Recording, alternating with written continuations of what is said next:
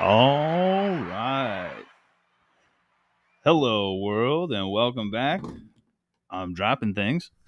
My name's Ryan, aka Crownson's Corner. This is the Healing Chefs podcast, and today's second guest is Dabbin Ricky. The crowd goes crazy. What's up? Sorry, I've been smoking on these a little bit too much. I don't know. There's never too much. But thank you very much for coming down. I know it is a long drive. We really appreciate you. Definitely. We've been talking for a little bit, and we'll get into some stuff real quick if we could. Let's see here. Cannabis journey. That'll be the first segment. We'll play this little clip. Definitely.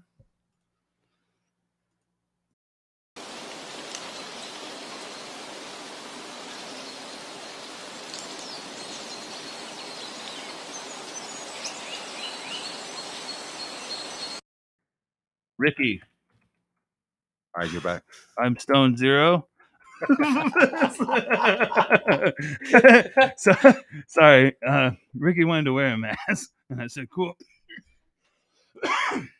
And when I was a bud, when I was a bud tender, I had a patient said he made masks. I'm like, well, I want a Sub-Zero one, but like with weed. So he made a Sub-Zero one and put a pot leaf on it. So it's Stone Zero. Anyway, I'm taking this off. It's way too hot. Yeah. That was fun. All right. I mean, we're around Halloween time. I have another mask. I'll wear it. There you go. I mean, we're just trying to have some fun. But of course, cannabis journey is all about like how you found cannabis yourself and your personal journey with it. Definitely. So if you could. Oh. You want me to run it? Didn't you already run it? No, I didn't. Oh, my bad. Go ahead. I've been smoking, Doc.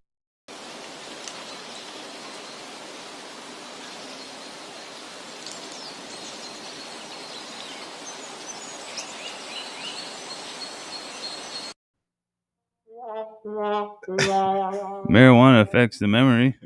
Right. Yeah, that was money. All right, so again, your personal journey with cannabis. So I was 15 and I was playing football in high school. And I tore my ACL. So, I had to go in and get it repaired. And after the surgery and everything like that, couple, like a week later, they sent me home and I'm just resting on the couch. And I noticed that I couldn't use the bathroom. Like I was just having nothing happening. Like, oh no! I wasn't having bowel movements or anything like that. And it was kind of like freaking me out. Oh yeah. They had me on Vicodins. Oh, makes sense now. So constipated. Yeah, made me constipated, and I was it got a little funky. So I went back into the doctor and said, hey, like there's a bunch of things going on, but I'm not liking the effects, and I'm not having a bowel movement or anything like that. Well, found out that I was allergic to opioids. So opioids basically swell up my kidneys. Oh wow! And pinch my colon. So even worse. Jeez. So there was other things, but at the end, I grew up in California. I was born and raised in Northern California, the Bay Area. So the doctor was just like, I can't do much for you. Either take the pain pills and suffer this way, or don't take the pain pills and your knee's gonna hurt. All right. So then, consulted with another doctor, and that doctor was like, have you heard of medical marijuana? The state just approved it for, medicinal use and whatnot. And I can write you a prescription, or like I can write you a script, basically. So my dad, totally against it. He was like, no drugs in the house. You can't do drugs and blah, blah, blah. After the doctor convinced him, he kind of got on board, and, I got my medical marijuana card, and my dad was like my caregiver. He had to buy it for me because I was only 15. For sure. Okay. Yeah. As a bud tender, I've dealt with that. Yeah. So, we would once a week, and in the beginning, there weren't many places where there were cannabis dispensaries. It's either find a plug on the streets or, the very first dispensary was like 40 miles away.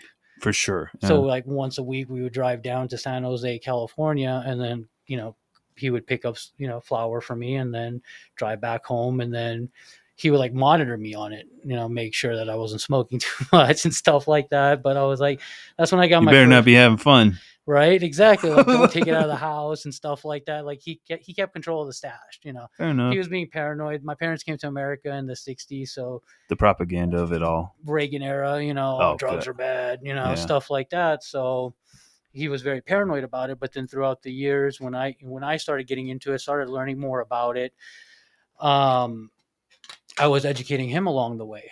Okay. He's still like, oh, do you still smoke weed? Blah blah blah. But it's just that whole Reagan era in his mind, with the drugs and stuff like that. For sure. Hard to break that. Yeah. Like even my parents, like they still don't really understand all the cannabis, but yeah. Yeah. So I try to explain to him these situations and what the situation is. So he doesn't bother me much about it now. I mean, he doesn't like it still, but it is what it is. Like I needed to medicate, like for my pains, and then, as I got older, I learned more about it, and then, I wasn't playing football anymore, and somehow I wasn't hanging around with that crowd anymore. So I found my crowd, which were the potheads, pretty much. That's interesting. What position did you play in football? Linebacker. Bro, we're pretty similar. So I played at Goldwater. I played defensive line. Right tackle or defensive tackle. Yeah. And that's where I started, where I found weed was through those friends and stuff, because there was a mix between the football and the weed. Yeah. And then eventually, same with me, I stopped playing football thanks to my dad. Won't get into that, but then I was like, all right, well, we're diving deep into this. So like weed, and because once I found weed, I've said it before, I was like, I'm doing this the rest of my life. Yeah. But nice. That's interesting that you went from football and then transitioned into those friends, and then. Yeah, I mean, I there wasn't much I could do because like going to high school and. The late 90s, early 2000s, everybody had their crowd, everybody, I don't know how it is nowadays, but yeah, I definitely don't know how it is. That's interesting. But I mean, in my days, you had your jocks, you had the stoners, you had the book club or whatever, the drama club and all that, and they all hung out in their own areas. And I didn't belong anywhere because at this point I wasn't playing football. So all the jocks weren't like really talking to me or associating with me and stuff like that anymore because I'm not on the team. Right. So, and I wasn't really into anything else. And I met the stoners, and I know how my dad was controlling how I was smoking the weed and taking it and everything like that wasn't enough. I still wake up in the morning, my knee is hurting, at this like further down the road after therapy and everything like that. And I was walking again. Going back to school, it was just, these are the people I ran into, and then, they always had weed. So I hung out with them. So I was, right. In between classes or lunchtime, we'd go, find our places to go smoke and then go back high. And did you guys have a place on like in your high school that you guys would smoke, or like a desert, like we found places, you just dip off? Yeah, it was behind, behind the baseball dugout, and then security found us there. So, we had an off-campus policy, so we were allowed to leave campus during lunchtime. Okay. So we would just go between the neighborhoods. And fair enough. The funniest thing is the high school I went to, about 15 years later, I ended up buying the house on the other side of the street. Oh, that I used to smoke weed in front of.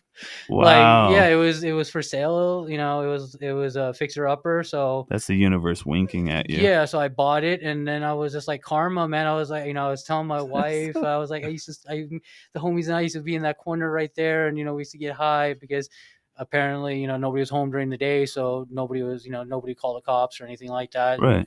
And, we'd smoke cigarettes or weed or whatever over there on that side, and then we would walk back because security wasn't allowed to leave campus. Ours was, dog. We had a school resource officer, SRO.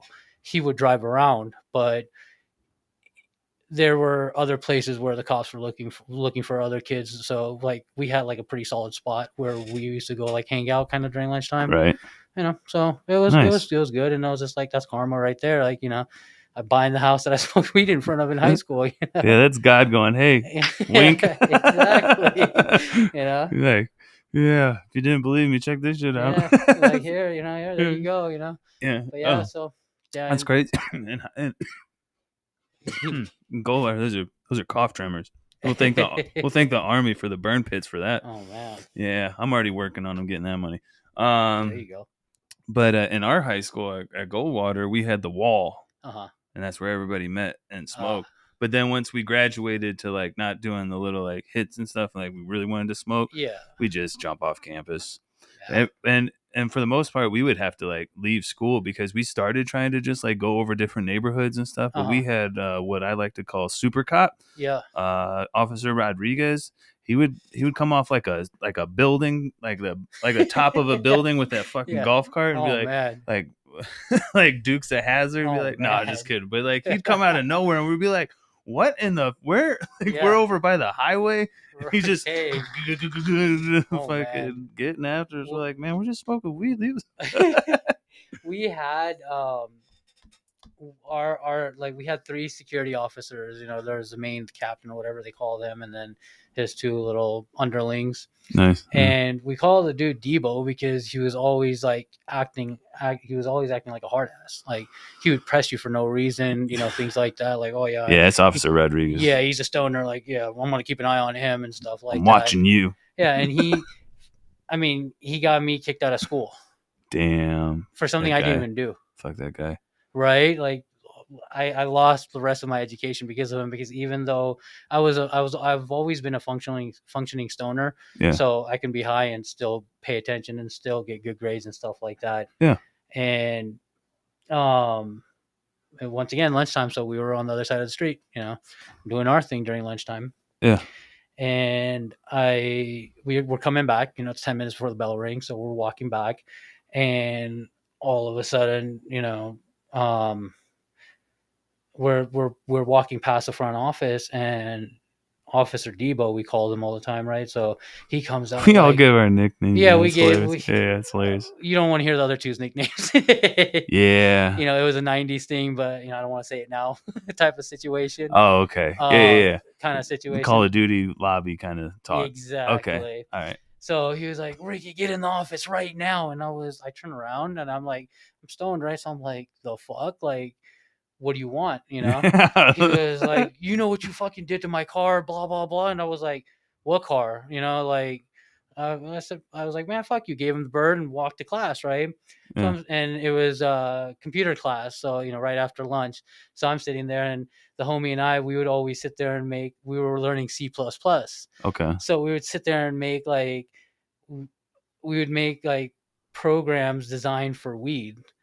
Like if you had like a roll of raw, how much would you charge by the foot, or how much would you charge by the inch? And we would calculate stuff like that. And that's pretty smart. Yeah, make little apps like that. So, you'd enter in the computer, like, okay, this person's buying a foot of raw rolling paper. Like, this is how much he's going to charge. Or like, we'd break it down to like, how much would it be per, See, this is what we need to do in schools. Yeah. Like, let people just do shit. But the teacher didn't care. I mean, we were, as long as we were making programs, we were getting A's in the class, So so then I'm sitting there, waiting for the bell to ring, and him and the SRO, school resource officer, walk in, and they're like, "Come on, principal's office now." So the whole class is like, "Ooh," and I was like, "Fuck, I do." Like, tell me what I did. Yeah. Before, I was like, what you did, is all he kept saying. That's yeah, okay. Yeah. So no, I don't. We get in the office, and my dad and my sister are sitting there in the principal's office. Oh shit. Yeah. So I'm, and like I said, my parents came to America in the 60s, so my dad doesn't have the best English and things like that. So he doesn't understand a lot of things. My sister, she's older, so she handled a lot of the family stuff and took care of, a lot of things. So they're sitting there and I was like, fuck. That's all I can say is like, fuck, I'm screwed. Yeah. So then principal sits me down and they were like, do you have anything to say? And I was like, first tell me what I did wrong. Like, why don't you tell me what I did wrong before I can even give you an answer, And he was like, you scratched up Mr. Moore's car and the truck or blah, blah, blah. And it's like parked right in the parking lot. And the parking lot is in between, it's like an L shape. So the administration office and then, classrooms. So if I was out there scratching his car up and I'm 6'8", you can see me. Yeah. And in high school, I was a little bit more chunkier. So I wasn't hard to miss, Yeah. So they were like, you scratched up Mr. Moore's car, blah, blah, blah. And I was like, that's bullshit. I was on Coronado smoking cigarettes, during lunchtime with my homies. And, I dumped out my pockets. I was like, I don't even own keys right now. Like I don't need key. Like, how did I key up his car if I don't have keys? I don't have any kind of like weapons or anything on me. Yeah. So like we have witnesses saying that they scratched your car. And I was like, who are these witnesses? Show me these witnesses, because if we had, I swear to God, I wish we had like Ring cameras back in the day, because I was like, you can catch me on Coronado smoking cigarettes, Yeah. Some bullshit. Yeah. So then without anything, they expelled me. Wow. And my dad didn't know anything better. So he like signed the paper for my expulsion, and they didn't know what to do. So wow, man. Here I'm 17 and a half, and I'm at home just getting yelled at by my dad, and my sister explained everything to him and made him realize that it wasn't me. Like I didn't do it, Yeah. And plus I was reeking like cigarettes anyway. So, how can I key up in 30 minutes? How can I key up somebody's car and then run over to Coronado, and smoke cigarettes and then walk back without even huffing, like huffing away and trying to breathe for life kind of situation. Yeah. So then only other option was to get my GED. So, I went to this GED. It was an old high school that, did like adult school and then / GED stuff. So I went there, and then somewhere in between there, it was, it was just, I ended up finishing. There was a couple of things that happened in between. I ended up being homeless for a couple of years. Yeah. But I still went to school every single day. Got my GED. That's what's up. Education is. Way to go, you, man. Thank you. Because that shit ain't easy. No, it's not easy. I mean, I know what schools are teaching are not, 100% accurate or true. There's. I have all sorts of opinions on that. Yeah, exactly. So, I'm not trying to say education is like the most, going to school, yes, is important to get your degree. But to get it stolen from you. Yeah, it was stolen from me. I mean, there's no, like, you were enjoying what you were doing, making apps and all sorts of shit. Yeah. Like the only kid I know enjoying school. No, just kidding. And then they take it away from that damn kid. Yeah. Like man, like I don't know. I think a lot of the only profession that hasn't changed in years is the way we like school. Oh, yeah, I mean, for the most part, you throw a little technology in there, but you still basically set them up for a 9 to 5. Well, yeah, I mean, it's all technology nowadays, because I mean, at least I give educators back in the day respect for at least trying to come up with a curriculum, trying to, they within what they could work with. Yeah, within what they could work with. They try to get them to engage different children. Exactly. They were more hands on. They were more. I mean, you had your lazy teachers, and then you had your teachers that loved their job. They were there, doing something for you. Nowadays, it's after the pandemic, it's all on the tablet. My son, that's got to be brutal. Yeah, my oldest son, he's 12. I mean, we went to back to school night, and everything's on a tablet. The teacher just sits there, no curriculum, nothing planned. The app does everything for them.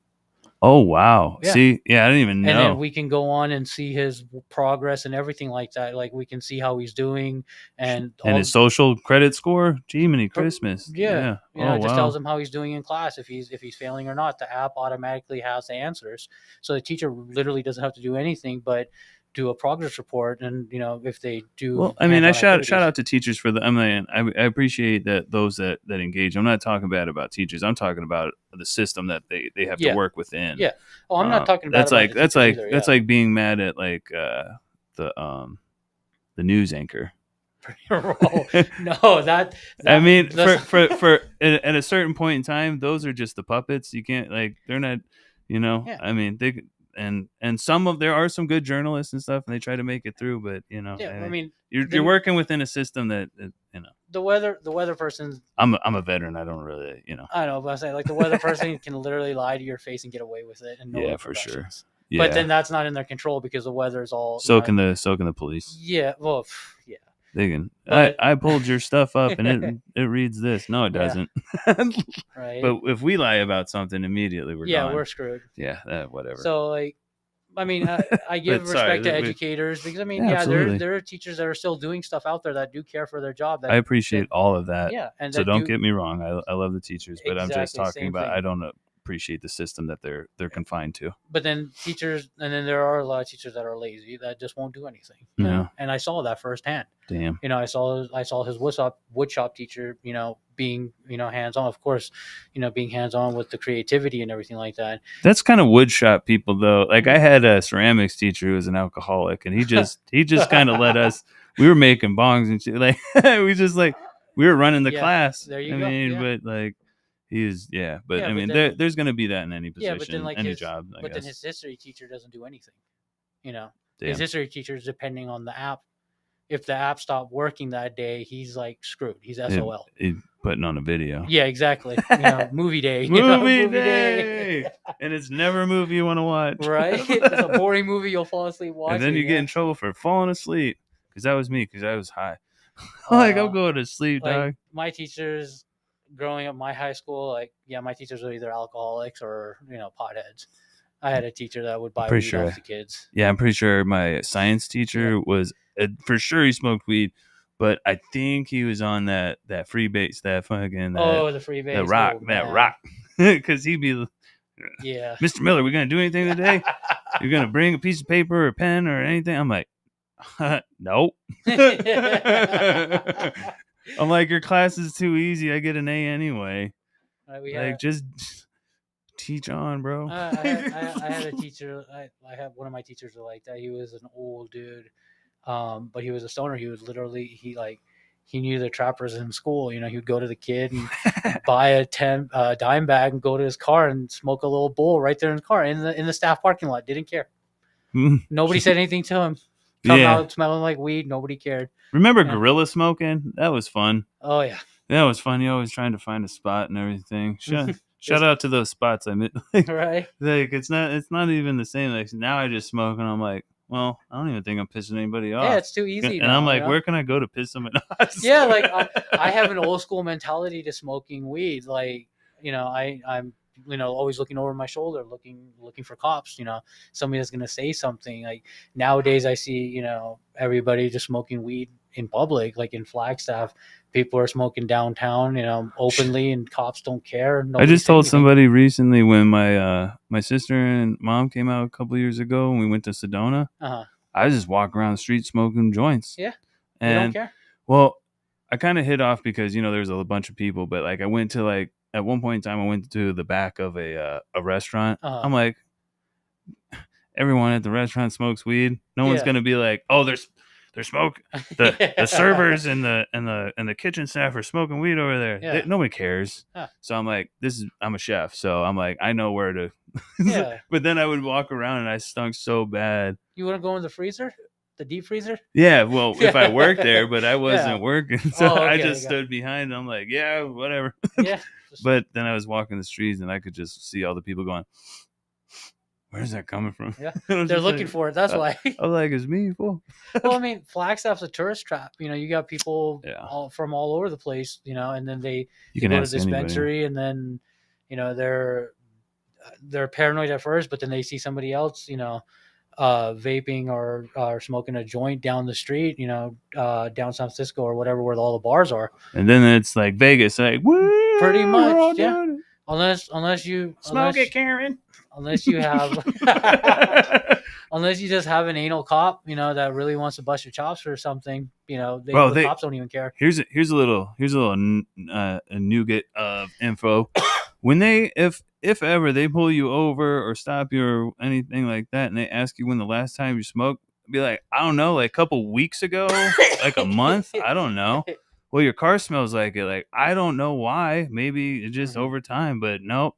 2 weeks to like a month ago, because I had one guy just kept asking the same question, and I'm like, I'm not gonna answer it any different. He's like, but your car smells like. I'm like, I've worked in the weed industry for a long time with this, and I also like take weed to like where I'm going sometimes. Yeah. And he's like, well, if I made cookies all the time, it would I not be able to tell the smell of cookies? I'm like, I guess if you're around it, I don't know. I'm not a detective. Yeah. I about said that, and he had told me in the beginning he was a detective. Mm-hmm. So my little fucking funny thing, I'm like, I'm not a detective. I don't know. But yeah, you get nose blind to it. Yeah, you do. Know, like, I grow, you know, and yeah, for sure you do that. Yeah, it's at my place, so like I'm used to the smell. But the minute I leave for like an hour or 30 minutes even, and I come back and I can smell it, and I was like, shit, it smells. Like, damn, like it smells. Like I remember one time the wife and I came back. We went down to shout out to the wife. Thank you. We went down to Payson. Or no, was it Payson? Yeah, somewhere Payson or something like that. And then we came back in the evening, and there's like a little corridor where my place is. So we were walking up, and we weren't even halfway towards where my place is. And I turn around and tell the wife, I'm like, do you smell that? And she was like, yeah. Yeah. She was just like, yeah, like it's bad. It was reeking so bad. And that was like right at the end of my harvest. So I was like gearing up, but like my neighbors don't care. Okay. You know, my neighbors are just like, whatever, as long, you know, I'm respectful, you know, so I'm not chiefing on my patio and making the whole area smell, you know, and stuff like that. Oh, man, so that's I wish, I mean, I wouldn't mind, but I just don't like pissing people off. No, yeah, absolutely not. I already have, you know, we're all in this together. Let's not make it harder on us. Yeah, so my neighbors don't, and I even talked to my neighbors. I was like, hey, you know, do you mind the smell? You know, if you do, then I can figure something out, you know, but if you don't mind the smell, then I'll just let it be, you know. So none of my neighbors cared about the smell, and nobody else cared, you know.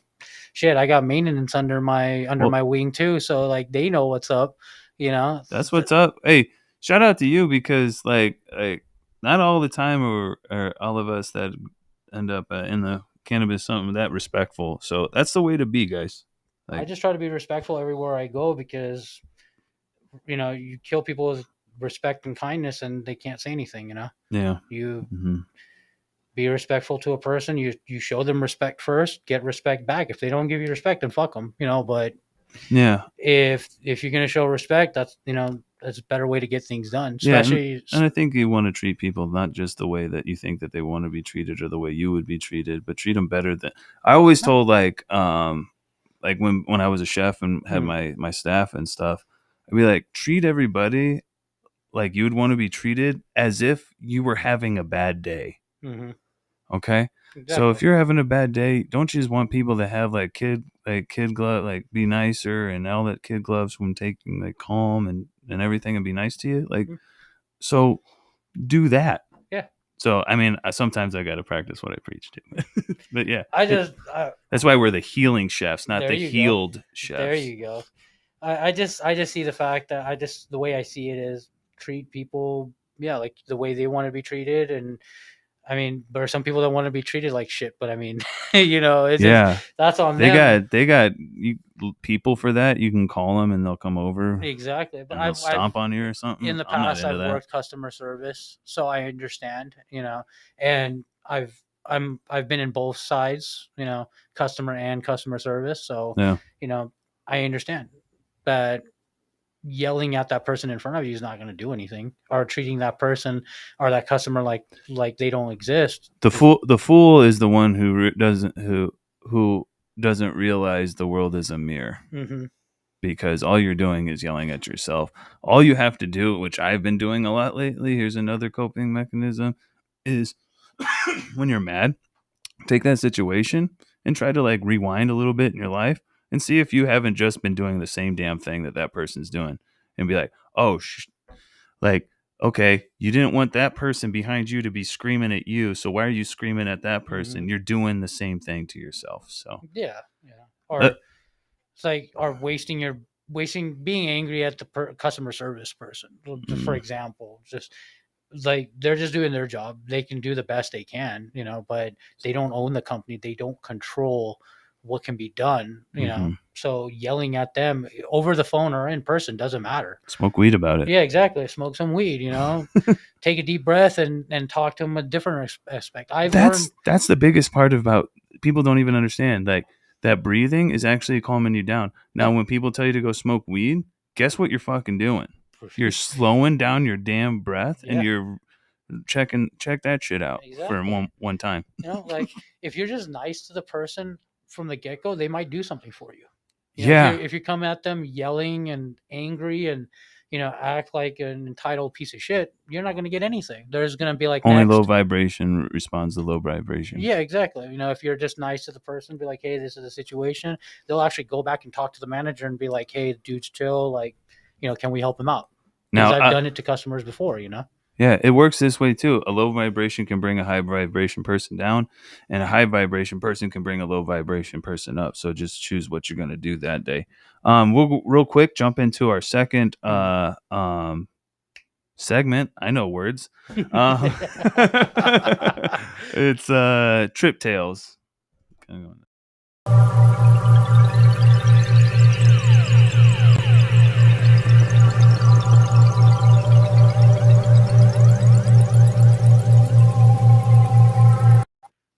All right, so Trip Tales, if anybody's just joining us, is all about psychedelic experiences, good, bad, or other. But do you have any of it yourself? I mean, or not, or more like maybe because even like edibles at times are riding the rails. I mean, edibles is I have a story for edibles as far as like I do mushrooms nowadays. It's just low dose just because I'm older and I don't need that trip anymore. I understand that. I do it to help me sleep. I take about a gram to sleep. Yeah, I take a gram. Mainly, I do edible mushrooms nowadays instead of the actual like mushrooms. But I'll have like some chocolates or gummies night before or at the night before sleep, and then I have some of the most amazing sleep when I yeah.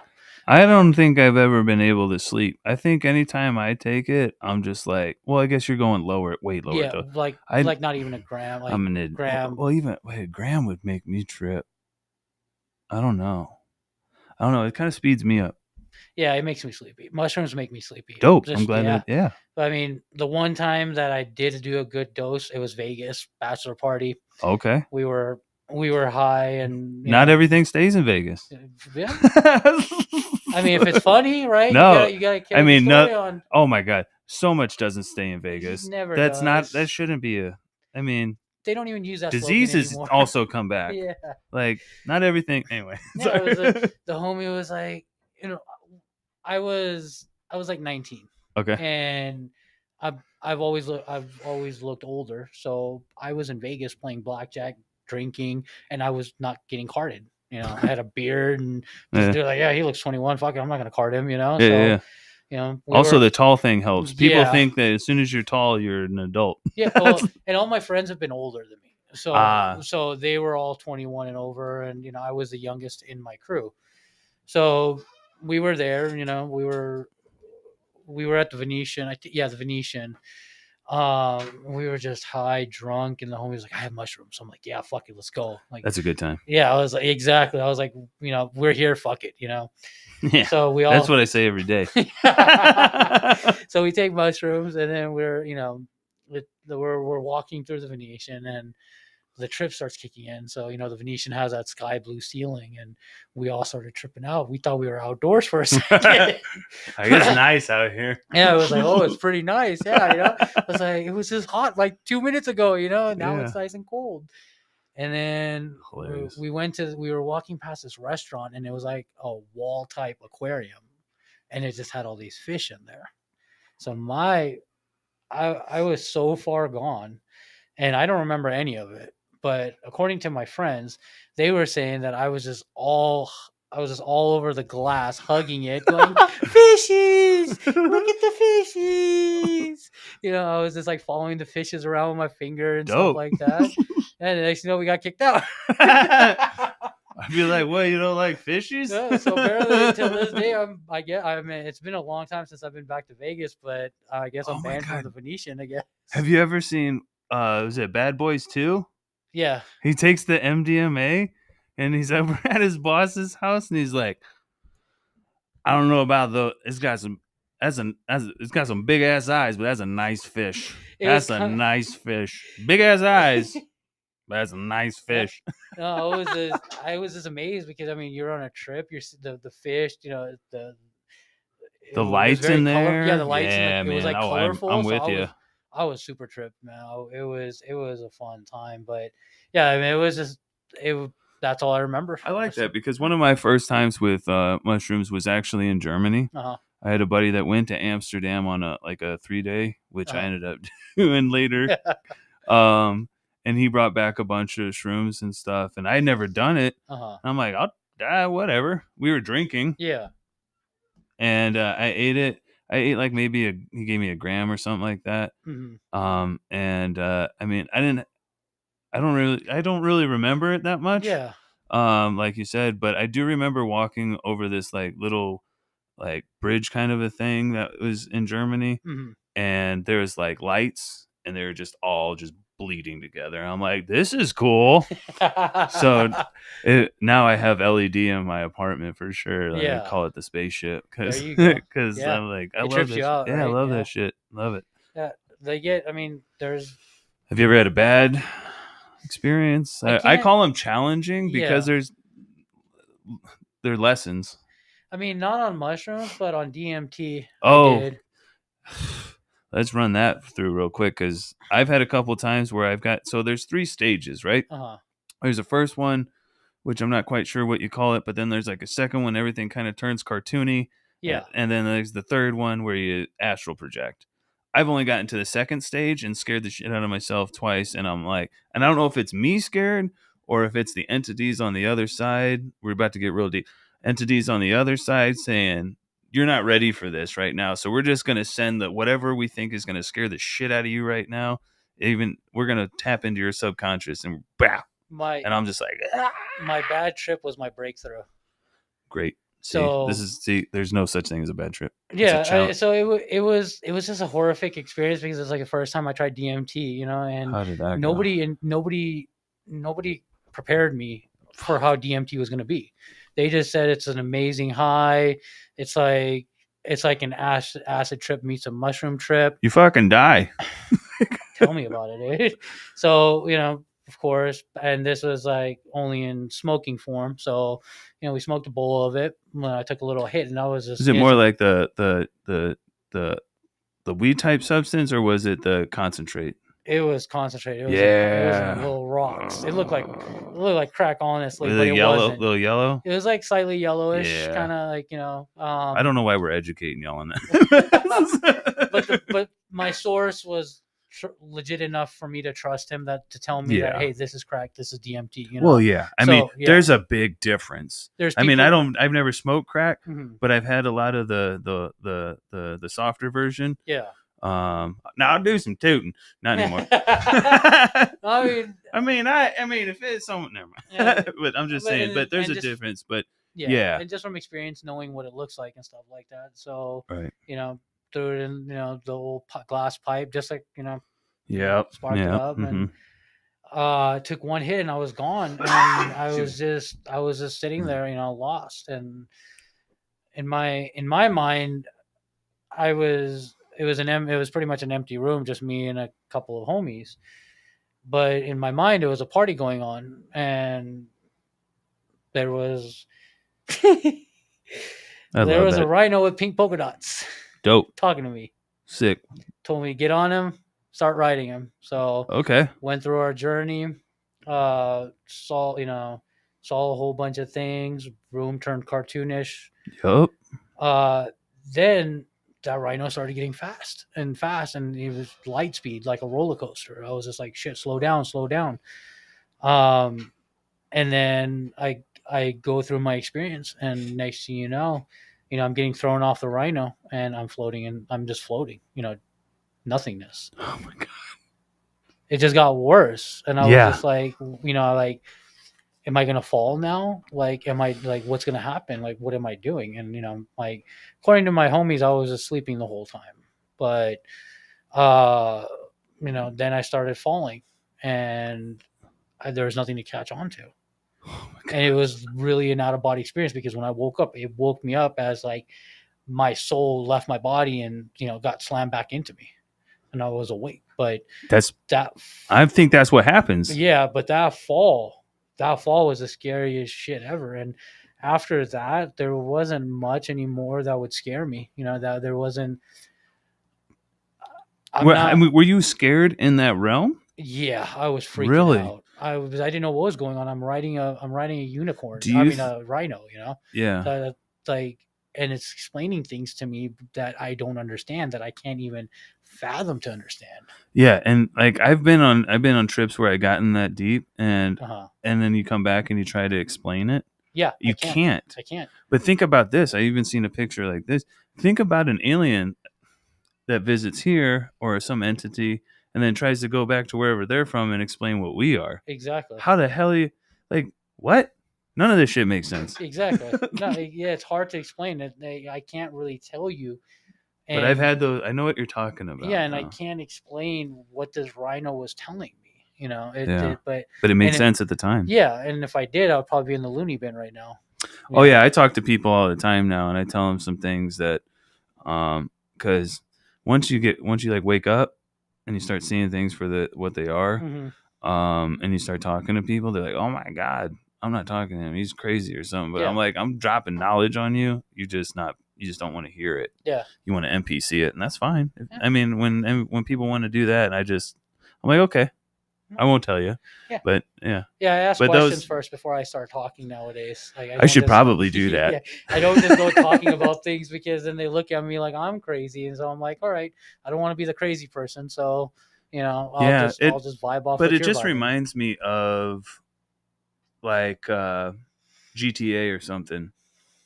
You go and say something like say you just said like some weird shit and or like punch somebody in GTA or something, and everyone's looking at you. Yeah, it's the same way here. I don't know. Like we're in a simulation. Just being the big tall guy. Yeah, I've learned, and that's another reason why I've learned to be calm. Ooh, we'll jump into the mental health is wealth with that. We'll take a quick break and then we'll go into that.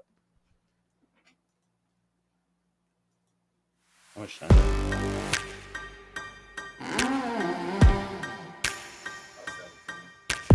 Okay, cool. We'll be good. We don't have much to plug anyway. No. Do you? Not really. I mean, not too much. Yeah, we'll go. Just can't talk about it too long. Can't talk about that aspect. So no. But I just talk about. I just talk about what talk means just promo. I mean, I got flower coming. I mean, not my flower, but like I have a grow partner. He does flower. I do the rosin, and I just finished this harvest in super glue, so that's gonna drop pretty soon. Cool. Can you talk about it? Yeah, I can talk about it. Yeah. Cool. We'll talk. Are we back? Yeah. All right. So we are going to jump into the mental health is wealth real quick. We were kind of talking about it, but the mental aspect of dealing with all like the DMT and then the real.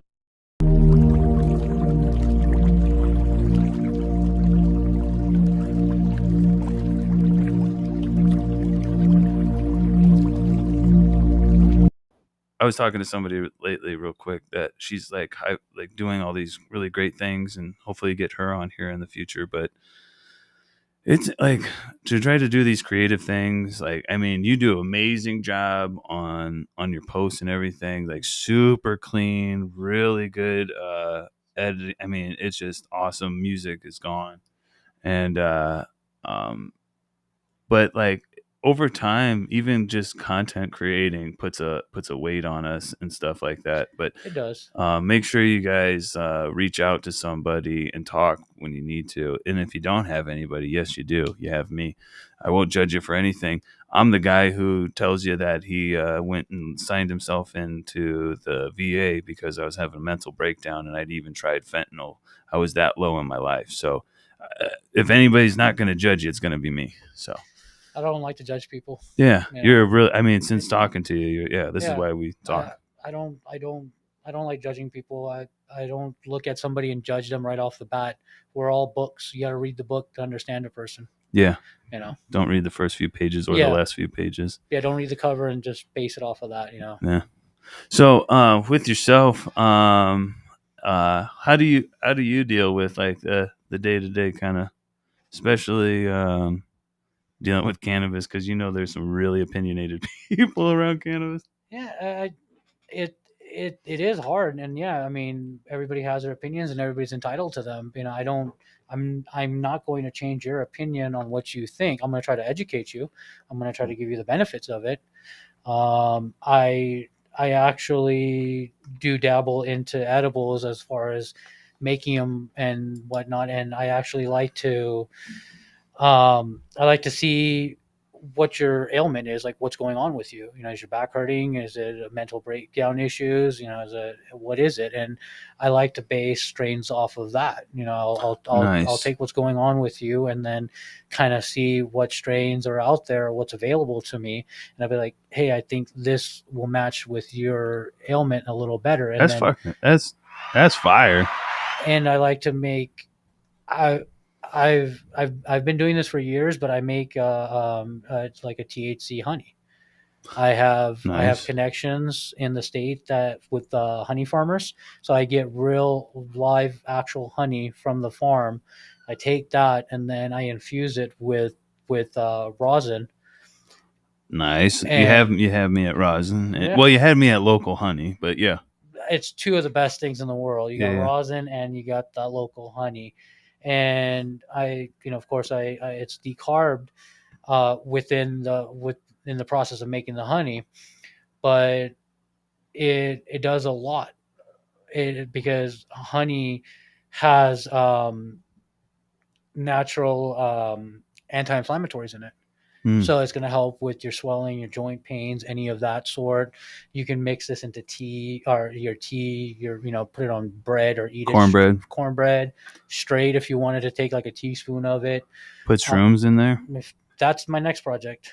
So we'll talk because I've been doing some science allegedly. People, I mean, yeah. Beyond chocolate bars and shit. So. Yeah, no, I got some things in the works. Infused mushrooms. Got some science stuff. I created a shroom soda. Nice. So you have like I'm gonna go ahead and put it on. So in case anybody steals it, I got it online. And I had a little label that I made. I don't know where it's at, but so a Cuba Libre. Yep. Which is Coca-Cola, lime juice, and rum. Mm-hmm. Take the rum out. Or we could figure anyway.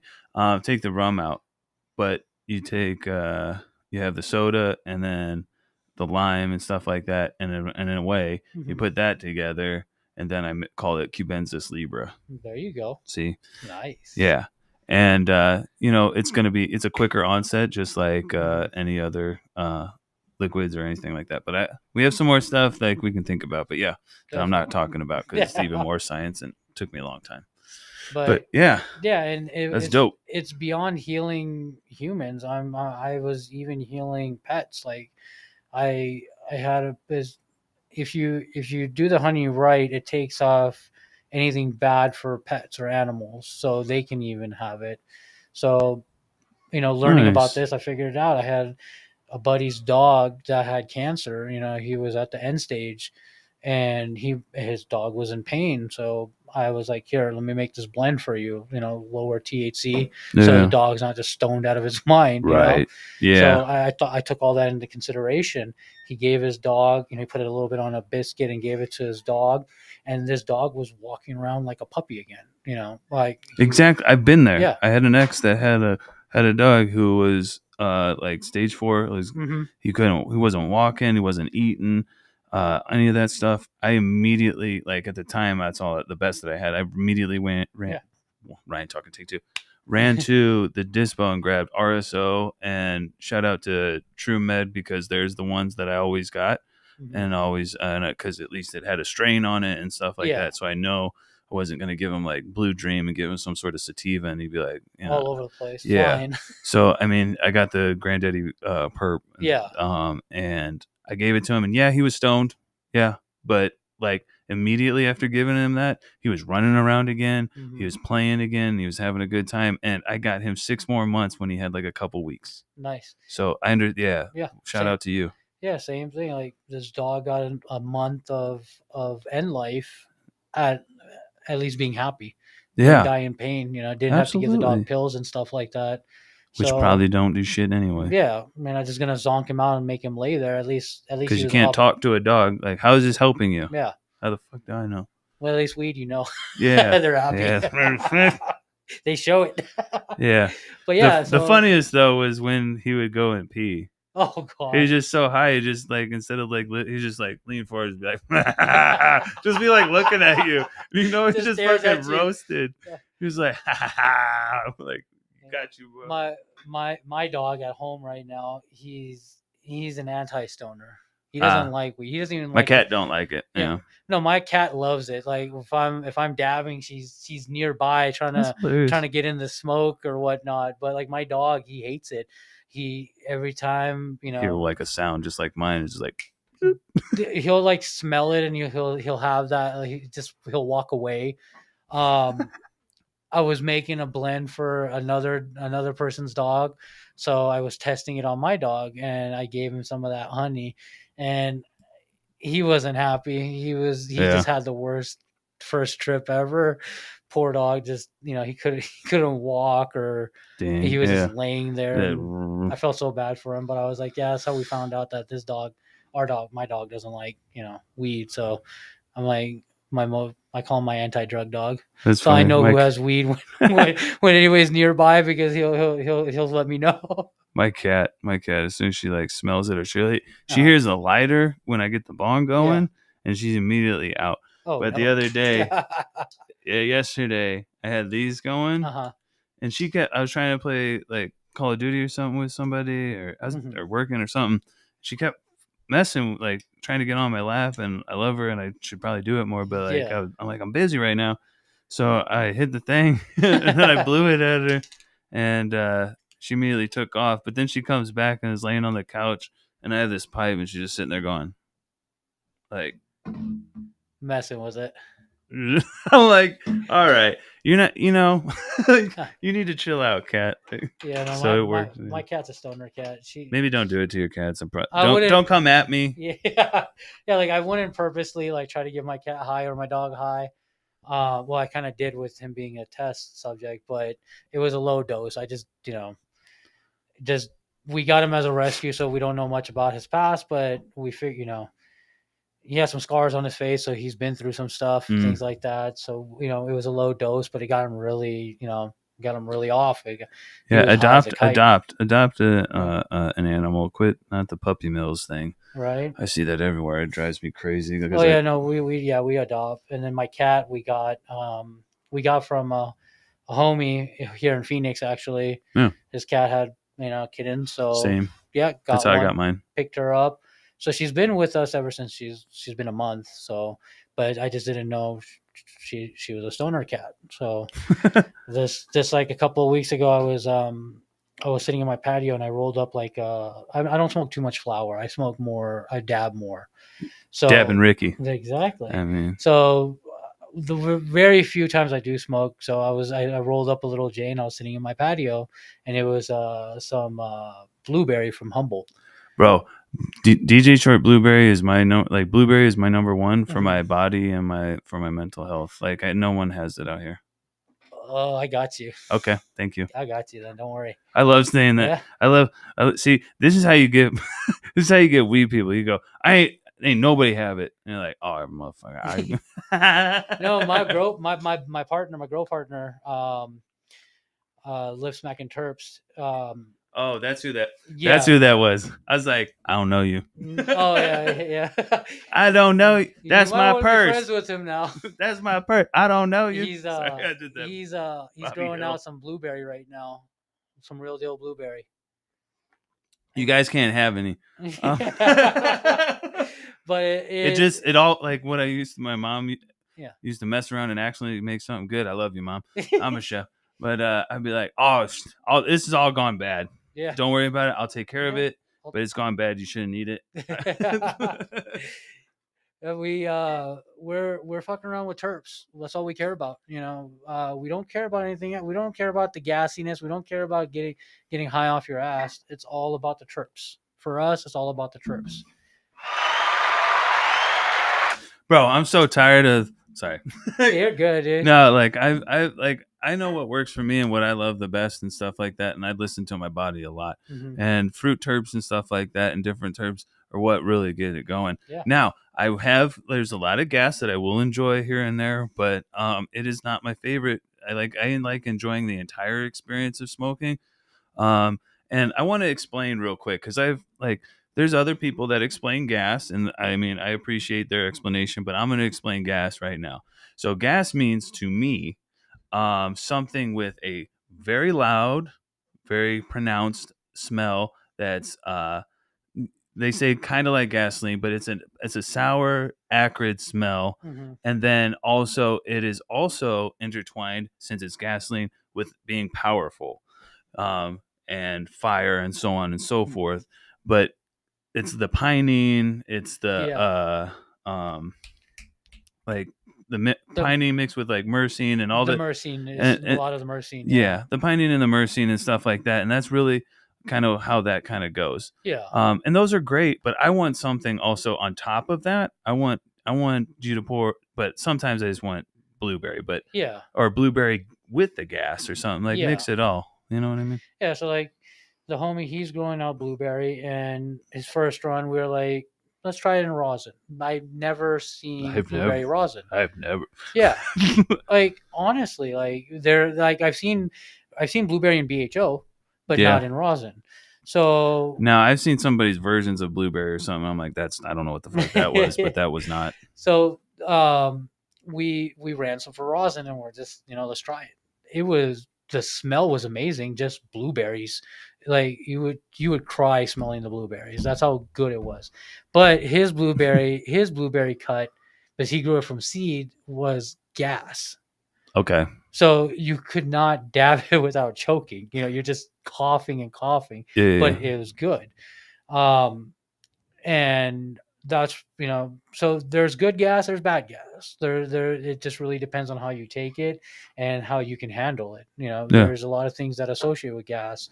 And there's a lot of things that there's a lot of strains that don't have that gas, and that's what I'm searching for. Right. I'm searching for fruity terps without like that powerful gas behind it, and you're not just coughing a lung up because of all the because I mean, and we're gonna jump into the last segment, but it's just so much nowadays, especially since it's gone like with the dispensaries and the grows and everything. They grow for yield, so they're crossing a lot of shit with stuff that they just think is gonna, number one, give them more weight, and then also what they think that people want. And it's not always the way to go. But I mean, that's like trying to figure out the market and anything is like trying to nail down water. So shout out to the people that constantly are trying regardless. Yeah, and then you got the grows basically pushing for colors too. That too, because the customer is. Yeah, the customer wants colors, which then becomes gassy because to a point when you overstretch a grow, when you stress it, you lose your fruit terpenes and your flavors, and then you're just left with gas. And a lot of people don't enjoy that. Yeah, and that's why California groups are coming out here. Not saying that I know anybody, but there's California groups coming out here asking for weed that doesn't really smell like much or taste like much, but then they're going to take their food grade terps and spray it down. Yep. Then you're going to buy it. Mylar boys. Yep. Oh, I already think I know. Anyway, sorry. Who knows? All right, so we'll just jump into the last one real quick, which is plug talk, and let's go.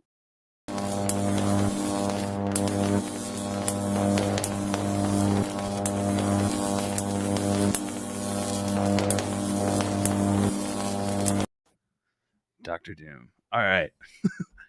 I'm an old Marvel fan. All right, so plug talk is just promo. What we have going on. You said something about rosin or something, or yeah, I got my my latest harvest that I just pulled. If you follow me, then you've probably seen the stories and whatnot. But I have some. If you don't, well, you're crazy, right? What are you doing? But Super Boof, I've tried everybody's Super Boof in the state, and I've just been disappointed. Oh, because I've had some. I think it was Summus. There's a brand. Summus. I've heard of it. I had some of theirs. Mm-hmm. I liked it. I mean, but I'm always here to hear about better. Yeah, I mean, the Super Boost. I'm to be honest, I'm not even a huge Super Boost fan. I'm just not a huge like that Tropicana cookies and that over citrusiness in that strain is not.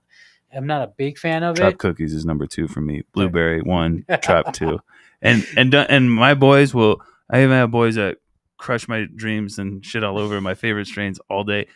I love Alien Labs and stuff. I love Atomic Apple. Oh yeah, but some of them don't like it because it's not that heavy. Like it's a nice cookies feel. I like it.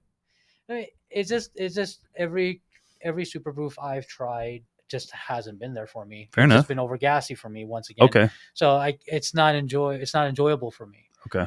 So started hunting, and the Super Boof I'm dropping, fingers crossed, it's supposed to taste like Hi-C fruit punch or Hi-C orange. I'm sorry.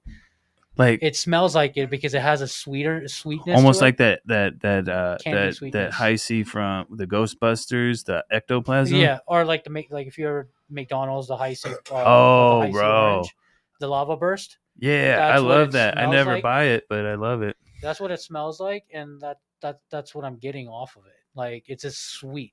So, bro, you're speaking my love language, dog. That's all I care. That's what I'm about. Like that's all I want is terps. Yeah, so I'm listening to the plant more than I'm listening to that candy. Exactly. I don't care. Shout out E40. I don't care about yields. Yields will come with it if you know what you're doing. I've been growing for 20 plus years. Started in California. I learned from Do you think you can make any strain yield, or do you have to pick certain strains, like some hash makers say? It depends, but then nowadays there's so many new things with growing that what you feed it is ultimately what's going to happen to it too. Nice. I come from organics. I'm talking about, living soil. Living soil, fermenting apples and bananas and fruits and feeding that to my plants, and and going. Yeah, if you want to, I'll teach you how to make a real quick tomato thing for outside. You get an old bucket, you drill a couple of holes in it, you put them down in the dirt and everything on the outside, and then up above you take I just saw this. You put a Coca-Cola bottle in there. And then you throw like your bananas and apples in there, and it feeds that soil, and eventually you're gonna have it just basically ferments in the bucket, and then feeds it as it degrades. And it pulls the nutrients. But what I do is just take mason jars and ferment, jars of fruits, and took molasses and got crazy with it, Dope. Yeah. And you can't kill a plant by feeding it organic living material. Like if you overfeed it, bottle fed nutrients, then it's gonna die because it's gonna freak out. It's gonna freak out. But it's like giving it a bunch of fucking pills. Yeah, you're gonna OD it. It's gonna stress out. But organic, like ferments and feeds like that, I've never overdeed. I've never overdeed on bananas. Yeah. Pause. I don't know. I don't care. My parents were tea drinkers. They didn't drink coffee, so like Indian tea. Loose leaf tea, and I would take the tea, and I would go dump it into my soil. My mom would go in the backyard and dump it into the soil whenever she would make tea and things like that. Because it got to a point where like I grew up. Why wouldn't we do that? I don't know. Like my mom was okay with it. My dad wasn't as much, and things like that. But it got to a point where I was back home, after being homeless for a few years. Yeah. I was back home, and I was growing in my backyard, and I was, nice. like I said, I would go throw, the tea compost, and I would make compost, and then, with everything changing and evolving, and when I moved to Arizona like 12 years ago, about. And I was never in a place where I can grow or do anything. So first, like 10 years of living in Arizona, I just had my med card, and I was going to the dispo and things like that because I couldn't find a proper plug, and especially up there. It's hard to find. Like, I'm glad that you're growing this stuff, because it's really hard to find exactly what you need, like, nowadays. Because I'm telling you right now, I go to dispos and I can't. For the most part, there's some great products. Don't get me wrong.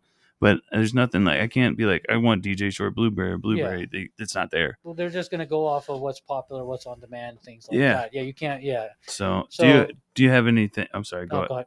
Do you have anything else coming? Also, if you aren't following him, it's at Dabbin Ricky, Ricky, Dabbin Ricky at Dabbin Ricky.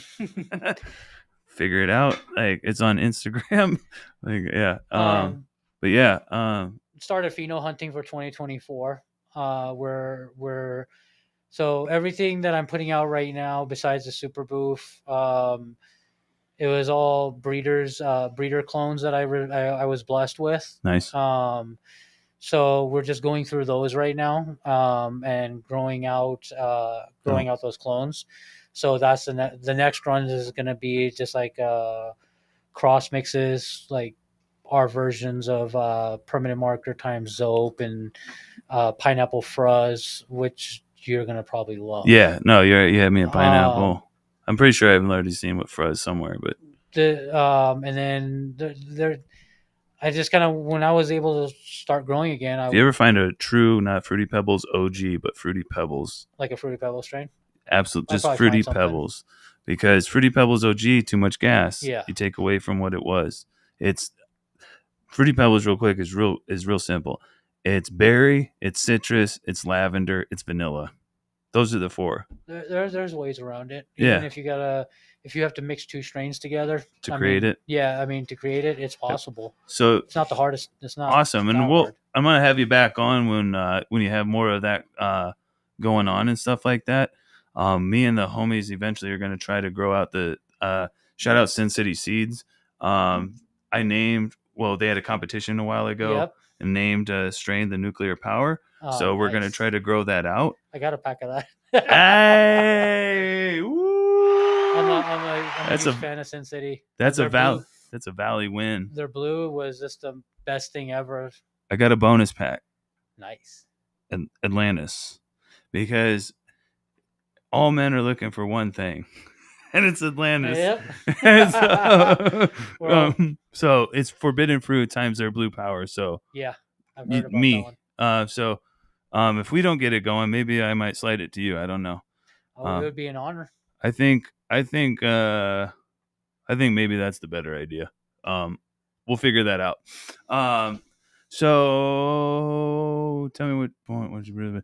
So other than that, let me see what we have going on. Promo. I think maybe Cameron will be back. Cameron's Culinary Big Worm 4444.